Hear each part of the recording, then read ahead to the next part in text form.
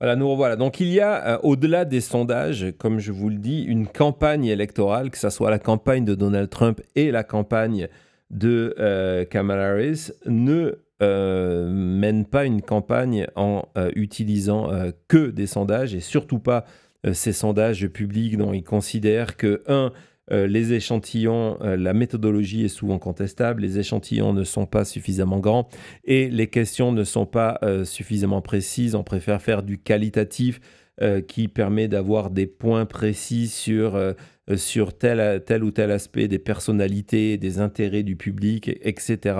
etc. On fait énormément du côté de campagne ce qu'on appelle des focus group, donc où on est face à des grands échantillons d'électeurs. Là, c'est pareil, on ne sera pas souvent lorsqu'on les voit à la télévision. Des gens comme Frank Lutz, etc., etc. C'est des échantillons de dizaines d'électeurs. Moi, je vous parle des échantillons qui sont fois 100 du côté des campagnes. Il y a une grosse partie des dons de campagne qui servent justement à la constitution de toute cette donnée, hein, à la fameuse big data. Ça vient aussi là. L'analyse des premiers chiffres du early vote, etc., etc. En gros, pour vous simplifier où nous en sommes aujourd'hui, donc on a vu qu'on a une campagne qui est extrêmement stable, où les électeurs habituels de Donald Trump sont venus désormais s'installer sur sa candidature. Son plafond habituel, c'est 47%. On est à peu près dans ces chiffres-là. Il n'y a pas de surge de Donald Trump. Ce sentiment que Donald Trump est en train de tout exploser, il est mené par X, il est mené par des sondages bidons et par Polymarket et par l'absence de professionnalisme de médias qui en plus aiment bien jouer avec l'angoisse parce que le premier moteur de l'audience en télévision, c'est l'angoisse. Donc voilà, c'est la réalité. Nous en sommes malheureusement là. Et donc, on a une campagne aujourd'hui, évidemment, une élection qui est actuellement serrée, mais qui peut, d'ici 15 jours, augmenter les écarts fortement. Aujourd'hui, donc, on a entre 47 et 48. On va se dire qu'en fin de course, le 5 novembre, Donald Trump fera entre 47 et 48. Peut-être il fera même 48% et demi, ce qui serait son meilleur score jamais obtenu. Et de l'autre côté, il y a la campagne Kamala Harris qui a environ 49%. Et l'idée derrière ça, c'est de permettre, donc on va dire, mettons là 48,5, c'est de passer au moment où Kamala Harris augmente son plafond pour rejoindre celui qui était celui de Joe Biden, hein. Joe Biden avait fait 51% des voix.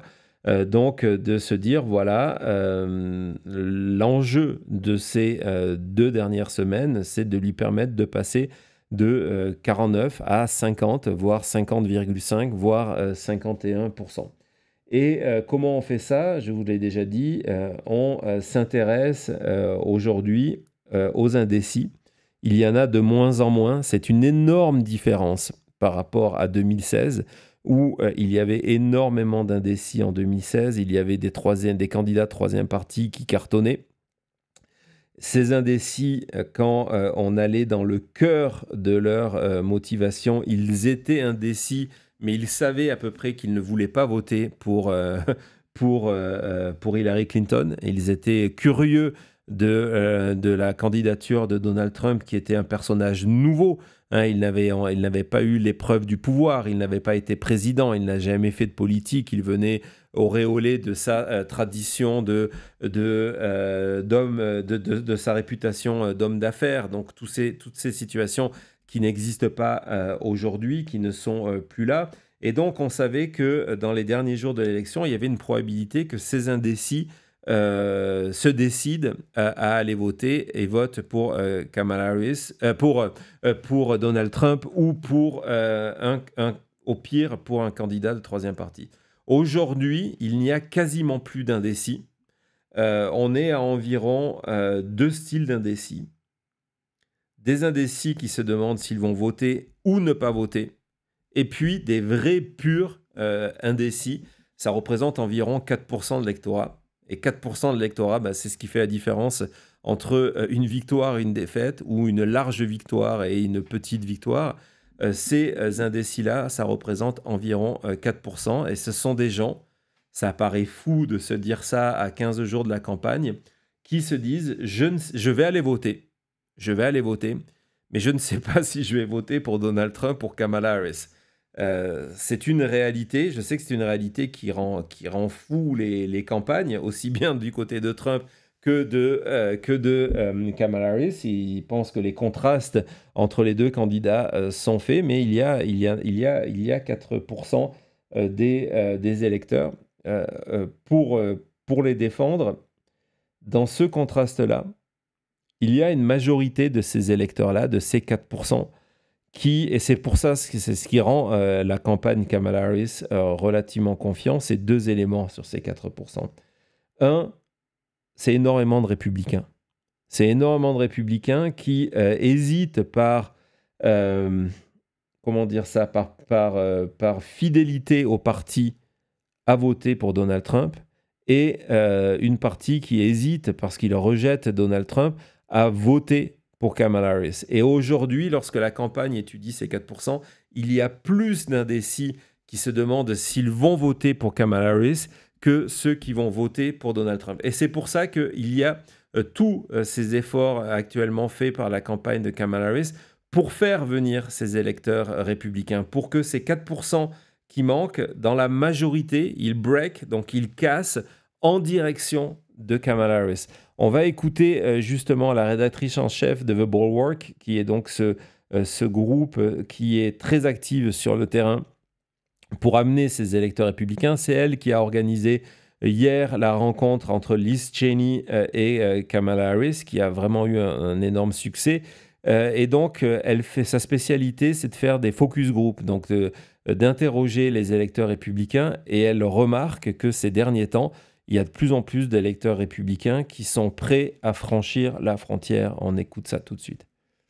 What is your assessment of how this is going? So this is the campaign very publicly trying to reach out to those Republican voters who you know are available, who you know can maybe be persuaded between now and Election Day. How do you think that persuasion of the potential pull from Republican voters is going now? I actually think it's going really well. I think there's a lot of ways in which she is making up for some of the slide that you're seeing with young men, maybe young Hispanic or Black men. But what she's doing is she's actually really holding her own in sort of a counterintuitive way with older white voters.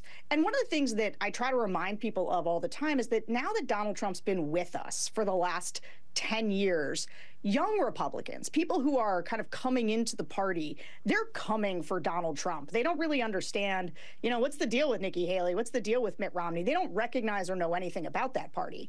But people who are 60 years old who are Republicans, they came to the Republican Party because of Ronald Reagan. And so Donald Trump's MAGA movement resembles nothing of the Republican Party they joined. And so those tend to be these right-leaning independents that find themselves unable to vote for Donald Trump, but because they've been tribally Republican for so long, they're trying to figure out how to get there on Kamala Harris. And the fact that she goes out and pitches to them aggressively, the fact that she has moved to the center on some of her policy issues, the fact that she has welcomed Liz Cheney, in fact, Dick Cheney's endorsement, I think she's been very intentional about saying, hey, this is a big tent coalition, come on in. And look, when I look through the crosstabs on some of these major national polls, the good ones, I was just looking at the New York Times Siena poll in Pennsylvania, she's pulling 11% of self-identified Republicans in that poll. And so those people definitely vote.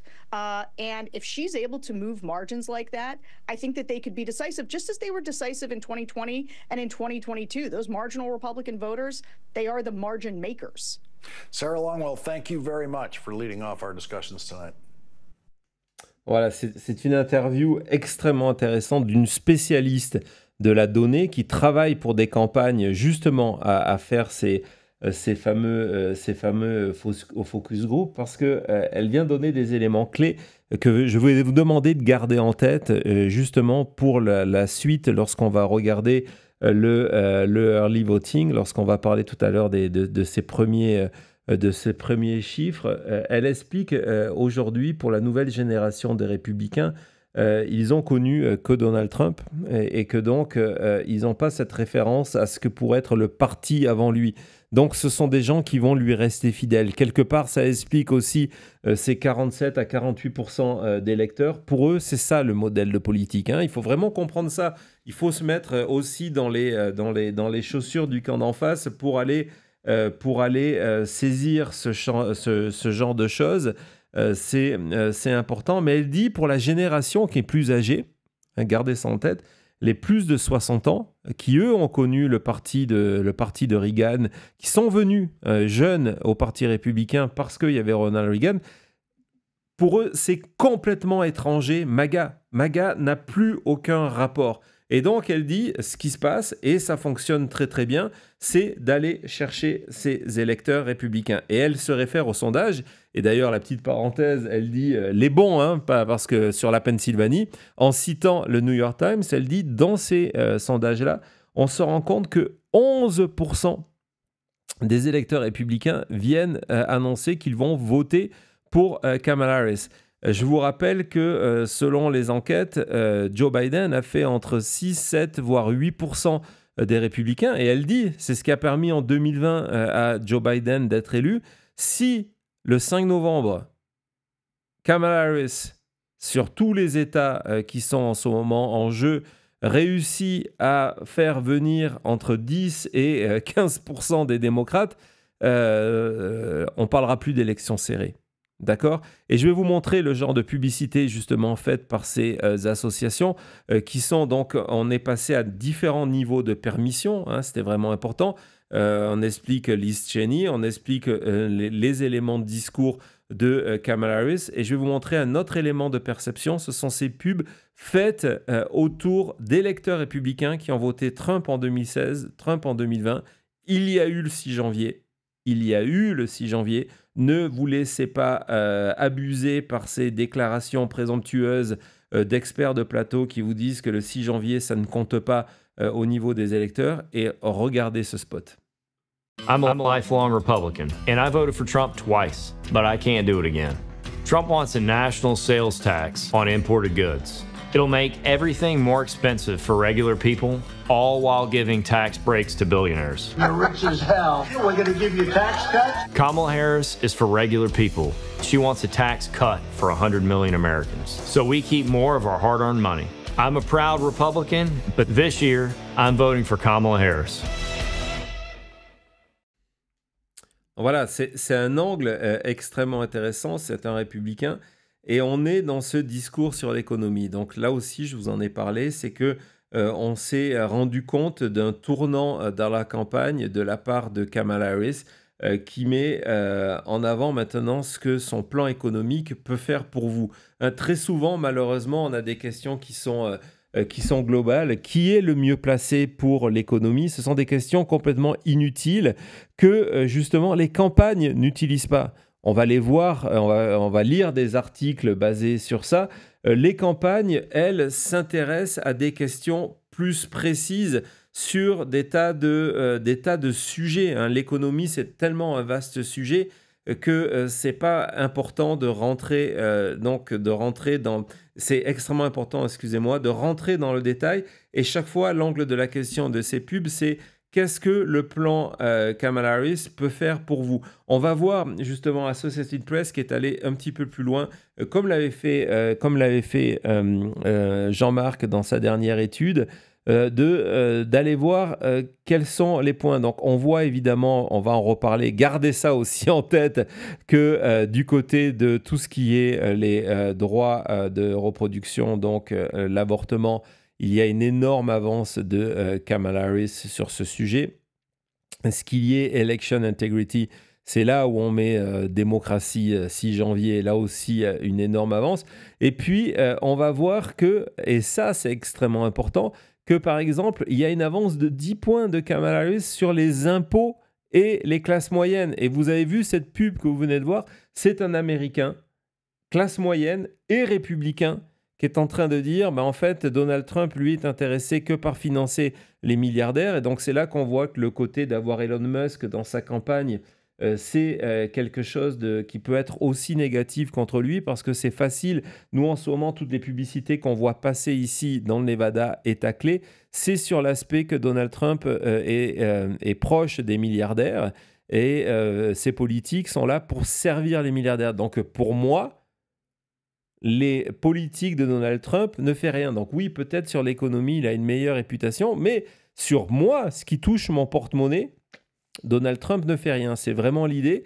On voit que d'ailleurs sur les désastres, c'est Kamala Harris qui est en tête. Et donc sur les boulots et le chômage, c'est pareil. Sur le coût des appartements, c'est pareil. Kamala Harris est en tête. Donald Trump continue à avoir une avance serrée sur le coût de l'essence, mais sinon, sur tous les autres sujets, Kamala Harris, actuellement, est passée en tête. Je vous rappelle, lorsque vous avez vu nos émissions avec Jean-Marc Léger, qui vous expliquait l'importance de ce moment-là. Ce moment-là, vous l'avez. Autre point important, on va le retrouver dans toute une série de pubs. On va rentrer dans une période électorale qui est importante, qui s'appelle les closing arguments. Les closing arguments, c'est lorsque le président, le lapsus, les candidats à la présidence s'adressent aux électeurs américains en leur disant, voilà ce que je veux faire, ce que je vais faire. Et vous allez voir, je vais vous montrer le premier pub, le premier spot de campagne qui va être diffusé à partir de demain de Kamala Harris avec ses closing arguments, donc où elle s'adresse face caméra au peuple américain, où elle ne parle quasiment pas Donald Trump. Le nom de Trump n'est jamais cité. On passe à la dimension présidentielle de Kamala Harris. C'est parti. My mother raised us to believe in the possibility of America and the power of hard work. And if she ever heard us complain, she'd ask us, well, what are you going to do about it? And when it comes to politics, some would prefer to run on a problem rather than solve a problem. Well, I believe in solving problems. My plan cuts taxes for 100 million Americans and lowers costs for groceries, medicine, and housing. Let's turn the page on the politics of pettiness and chart a new way forward. I'm Kamala Harris, and I approve this message. Vous avez vu, depuis qu'on vous montre des publicités, c'est vraiment une publicité d'un style nouveau. Elle est présidente, elle est face à la caméra, elle s'adresse aux Américains, elle remet ses origines middle class, donc elle crée une proximité avec la majorité des électeurs, en expliquant que voici ce que mon plan va faire pour vous. Et ça, dans les études faites par la campagne, tout ça évidemment c'est lié à des études qualitatives, de focus group, on se rend compte que ce sont des éléments qui permettent de faire basculer ces fameux 4% d'indécis qui sont prêts à aller voter. Donc c'est une partie qui est extrêmement importante.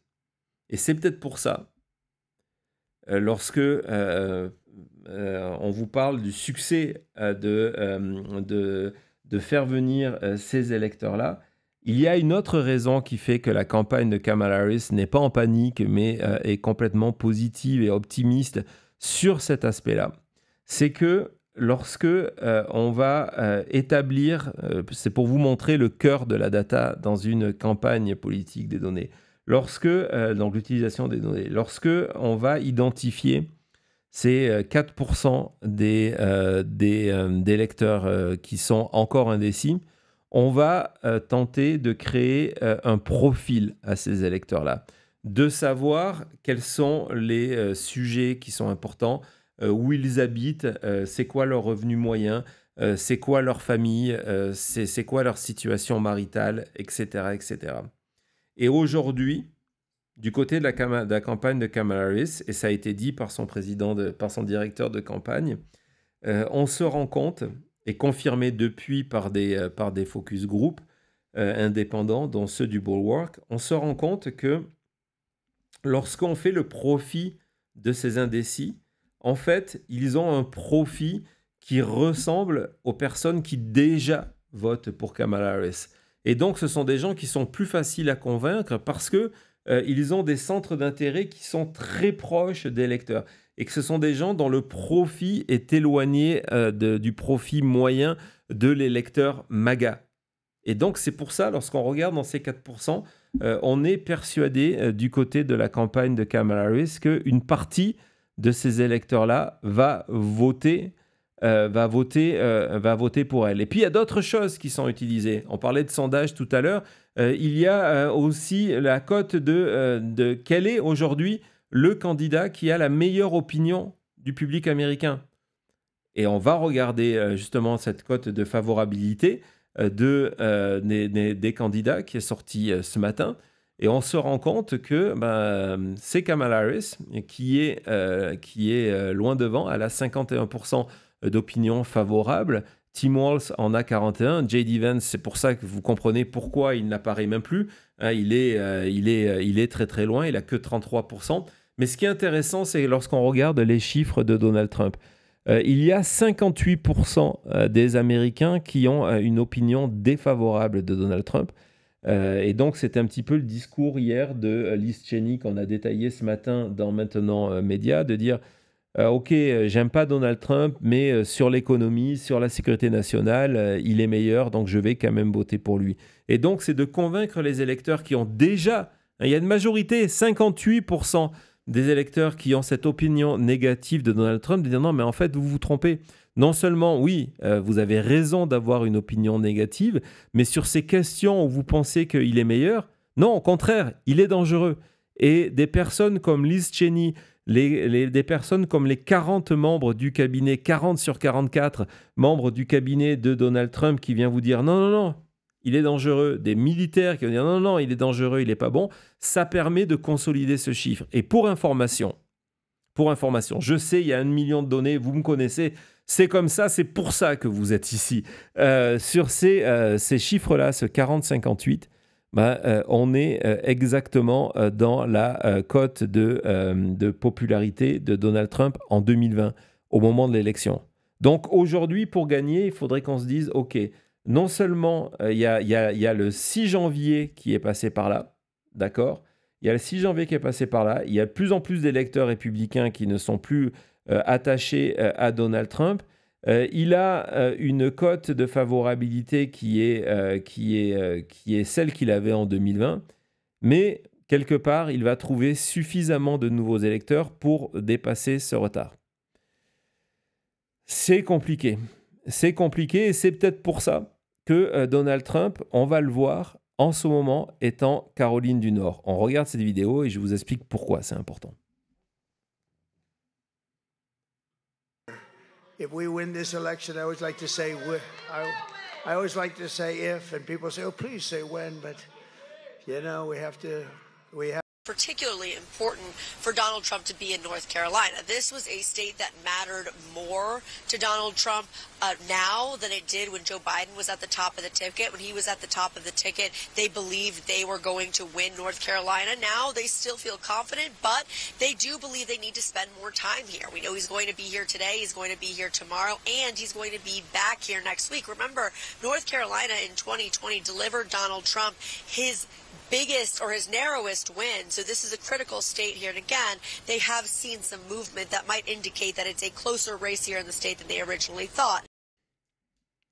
Voilà, donc c'est un point important, la Caroline du Nord, hein, vous le savez, lorsqu'on regarde la carte électorale, c'est 16 grands électeurs et c'est une cible de la campagne de Kamala Harris. C'est là où en 2020, Donald Trump a obtenu sa plus étroite victoire. Donc ça avait été identifié par la campagne Biden comme un endroit où il fallait aller chercher des nouveaux électeurs par rapport au mouvement démographique. Donc, c'est important de le savoir. Et on se rend compte que Donald Trump, sa campagne, hier, il était en Caroline du Nord.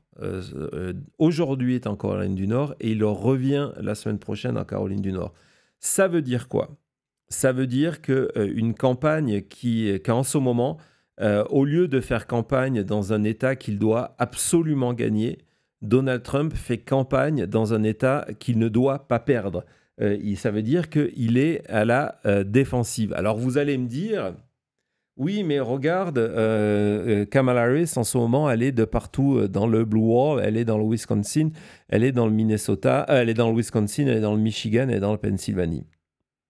Oui, mais avec une différence majeure. Et ça, encore une fois, c'est là où il ne faut jamais s'arrêter au premier niveau d'une information et il faut toujours la creuser. La différence majeure est la suivante. Donald Trump, actuellement, fait campagne en Caroline du Nord dans des comtés républicains. Il est sur ces terres, des endroits où jamais il devrait avoir besoin d'aller faire campagne, et il fait campagne sur ces terrains-là. Pourquoi ?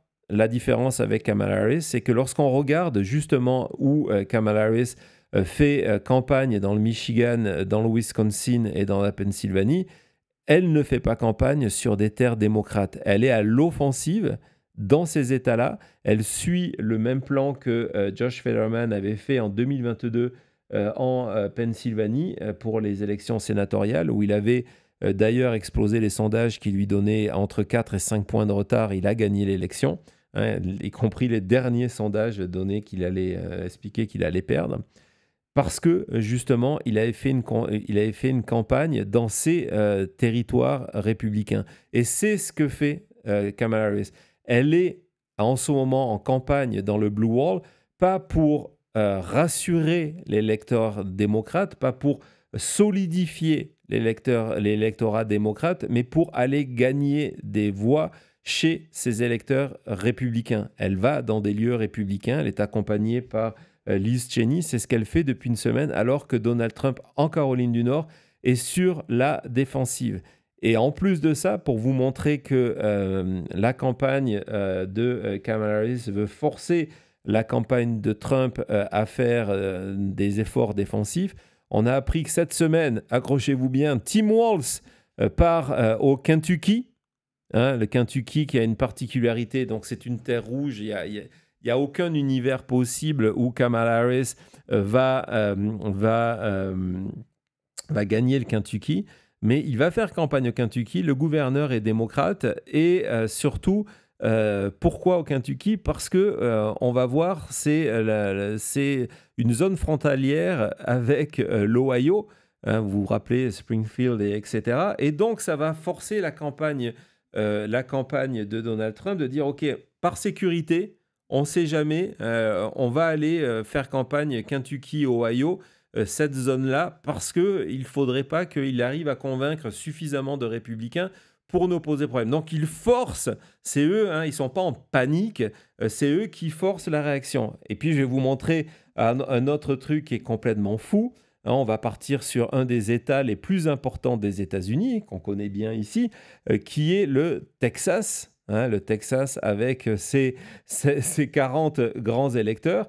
Et vendredi, je crois, si je me rappelle bien, et vous allez voir, boum, Kamala Harris en meeting de campagne à Houston, Harris à Harris, le comté Harris, là où il y a ces fameux 200 000 nouveaux électeurs, où hier 150 000 personnes sont allées voter dans une journée. Elle sera en campagne, ça sera un des plus gros meetings de campagne de la totalité de sa campagne dans un État, le Texas.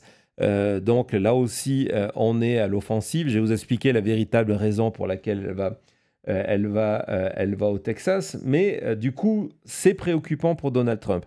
C'est préoccupant pour Donald Trump et pour les républicains en général. C'est la première fois depuis 30 ans qu'il y a un meeting d'un des candidats à la présidence aussi proche de l'élection. La première fois depuis 30 ans.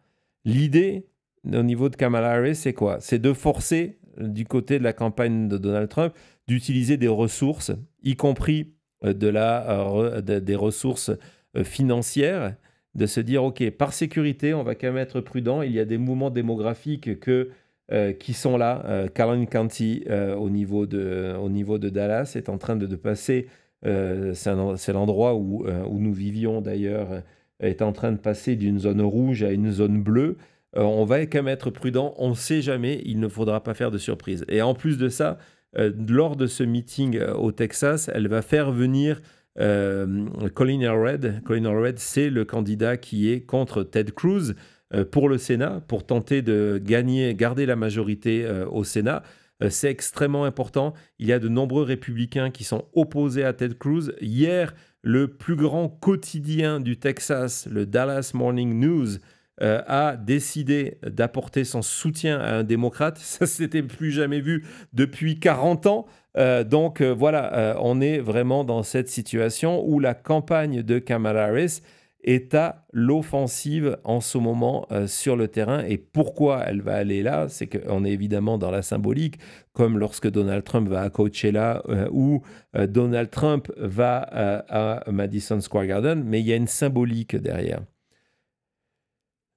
Le Texas est l'État le plus impacté par la fin de Roe v. Wade, où de nombreuses Texanes ont été obligées de partir de l'État pour se faire avorter, où la mortalité infantile, donc de nourrissons, n'a jamais été aussi importante. C'est la plus importante des États-Unis par population, parce qu'il y a tous ces problèmes liés à l'avortement. Et donc, d'aller faire vendredi un meeting au Texas qui va être suivi par tous les médias. Kamala Harris au Texas. Ça ne veut pas dire qu'elle pense qu'ils vont gagner le Texas, hein. Je le répète là-dessus.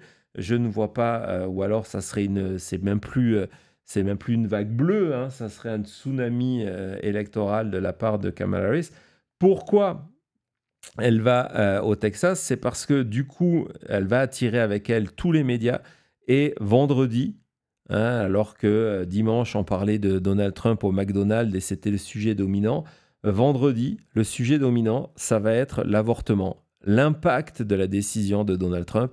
Et sur ce sujet-là, on l'a vu tout à l'heure dans le chiffre AP, Kamala Harris est largement différente, largement en avance sur Donald Trump. Hein, vous le voyez, 51-28, plus quasiment le double. Et plus on parle de l'avortement, plus c'est bon pour elle, plus ça incite les femmes, y compris les femmes républicaines, à aller voter pour Kamala Harris. D'où cette volonté vendredi d'y aller. Encore une fois, ce n'est pas une campagne qui est au bord de la panique, au bord de l'implosion. C'est une campagne qui est au contraire à l'offensive pour permettre de confirmer cette réalité depuis 1 mois et demi, 2 mois, c'est que Kamala Harris est favorite de cette élection. Il y a 2 autres manières de le voir qui sont intéressantes. Évidemment, c'est follow the money et on va parler du early vote, c'est tout de suite après.